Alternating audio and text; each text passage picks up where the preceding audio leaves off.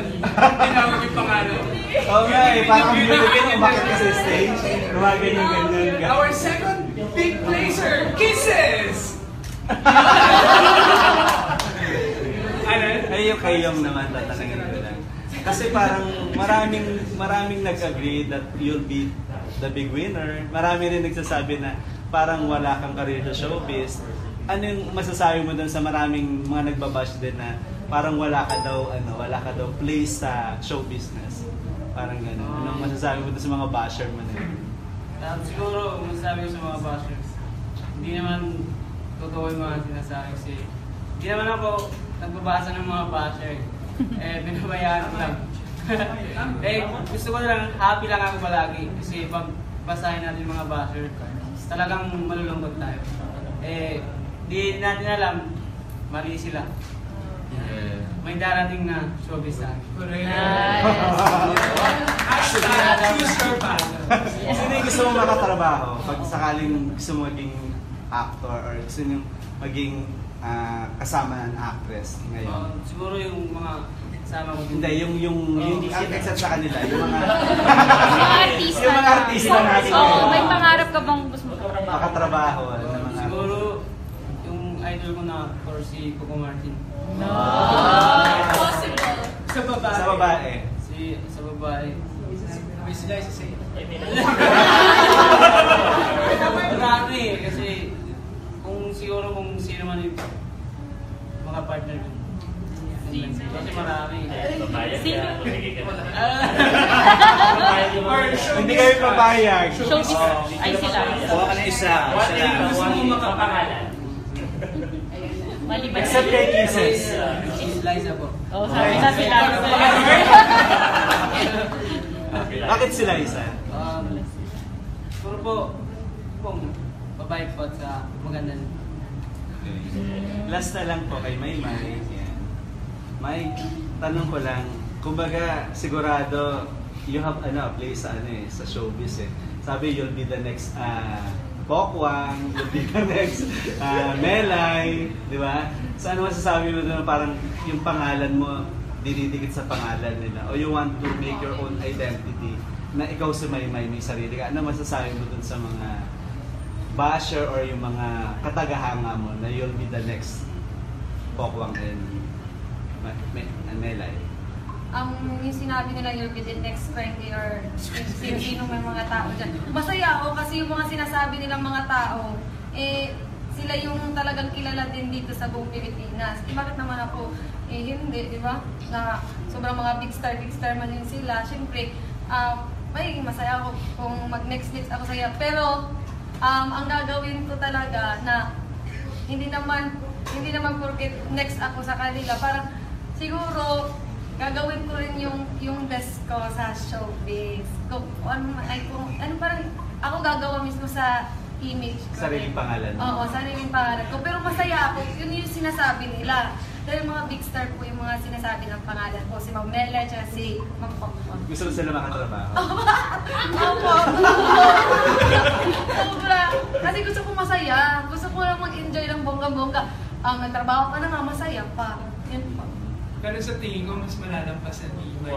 Wow! Big brother? Yan po, ha? Thank you. We have a follow-up from Julian. For Kisses, kanina kasi na-mention mo that being judged is one of your biggest fears. Pero part na kasi ng buhay ng isang artista, yung ginajudge ka ng mga tao kahit hindi mo sila kilala. So moving forward sa buhay showbiz mo, how do you plan to deal with being judged? Especially since you're going to live life in the public eye. Okay. Na-prepare ko na yung sarili ko ever since Truth or Lie na ngayon na nabukas ko na yung sarili ko sa lahat ng mapanghusgang mundo, kumbaga sabi ni Kuya. Pero yung masasabi ko, maghuhugot ako ng lakas sa mga tao na naniniwala sa akin. I will always see the positive side of everything. Kasi there are two sides to that eh. Yung bad side is na may mag-judge sa'yo. But the other side is na sobrang daming tao na talagang makita lang kayo, masaya na sila, and naging inspirasyon sila, naging inspirasyon kami sa kanila, and sa amin sila humugot ng pag-asa. So I will always look at those people. Magpo-focus ako na lahat, titiisin ko, lahat ng sakit, kasi malambot po yung puso ko, aaminin ko yun. So I easily sometimes get hurt sa mga what people say about me, because I care about my image, I care about it. But How you come across to people, you care about it. yes, I care about it. So titiisin ko ang lahat for the people who believe in us. Yeah, Eloy. When we were outside the house for that short time after the teen edition, syempre we hadn't been on our phones for a long time. So that's why when I was reading things, negative comments, there were points where I got down, and my kids specifically, because they were with me a lot. Beyond all the other housemates, they were always there for me. So in the case where there's negative comments, I mean, for every one negative comment, there are 10 positive ones.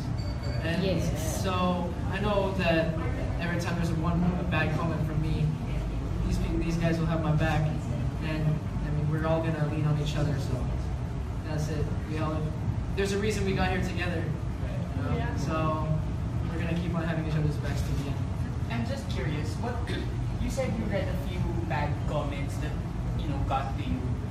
What was the worst thing you read about yourself, and how did it affect you? Actually, there was one comment.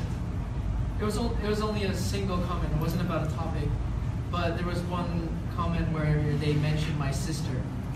And if you attack me directly, that's fine. Honestly, I don't mind. But if you attack my family and my friends, that's when it starts getting to me. So, because my sister was on PBB for one point, and they said just not about anything. They just directly insulted her. Yeah, that got to me. So you consider yourself fair game, but your family is off limits. Off limits. If you attack my family, that's the one part. My friends and my family. My friends are my family as well, so don't touch. My next question, my next follow-up is actually for you. So, earlier, while DJ Chacha was watching the big night, right after you were named the 4th big placer, DJ Chacha tweeted something that said in part, may next James Reid na tayo. She said, DJ Chacha said, you could be the next James Reid. You'll be the next dramatic actor. Yes. How does that make you feel? DJ Chacha comparing you to somebody like James, who came from BBB and is now one of the biggest stars we have. How do you feel about that? I'm so honored, really, to hear, especially DJ Chacha, say that. It's a great feeling to be compared to the likes of him. Sobrang nakakataba. Although I'm honored and I'm happy to hear that, I've always said this, and for example, Tanner was a big part of my stay in BBB. He always said, be true to yourself. And I remember that in this moment. I mean, I'm gonna make although it's cool to be compared to James Reid. If you say, Edward, you're the next James Reid, no, the next Edward. I'm gonna make my own name. I don't wanna have anything given to me except an opportunity. Wow. So I'll make my own legacy.